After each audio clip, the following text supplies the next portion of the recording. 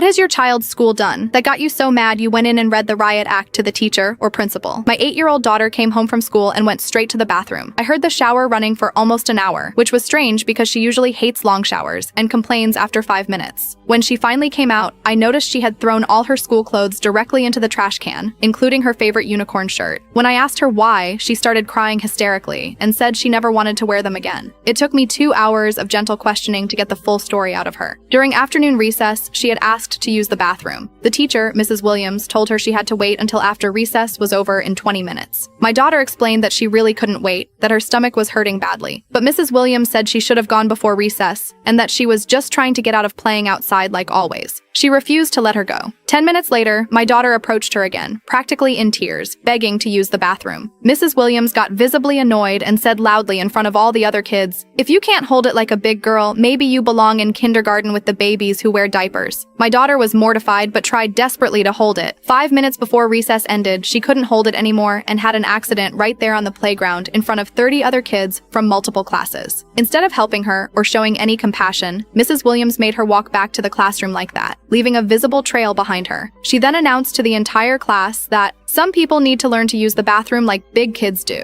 The other children started laughing and pointing at her. Mrs. Williams made my daughter sit in her wet clothes for the rest of the day as a natural consequence, and refused to call me or let her go to the nurse's office. My daughter sat in her own urine for 3 hours until school ended. She was humiliated, uncomfortable, and developed a painful rash from sitting in wet clothes all afternoon while other kids whispered and giggled. The next morning, I stormed into that school like a hurricane. I demanded to speak with the principal immediately and explained exactly what had happened to my daughter, my voice shaking with rage. I asked the principal if denying bathroom access to children and then humiliating them for natural bodily functions was part of their educational philosophy. I also asked if they thought forcing a child to sit in urine for hours was appropriate treatment. The principal looked absolutely horrified and immediately called Mrs. Williams to the office. When she tried to defend her actions by saying my daughter was manipulative and attention-seeking, I completely lost it. I told them both that what happened was abuse, plain and simple. I informed them I was filing complaints with the school district, the state education department, and considering legal action for the emotional trauma and physical harm inflicted on my child. I demanded Mrs. Williams apologize to my daughter in writing and that she be removed from classroom duties immediately. I also insisted on a meeting with the superintendent within 48 hours, or I'd go to the media. The superintendent personally called me that evening to apologize profusely. Mrs. Williams was suspended pending investigation and was eventually transferred to a non-teaching position. The school implemented a new policy requiring teachers to never deny bathroom requests.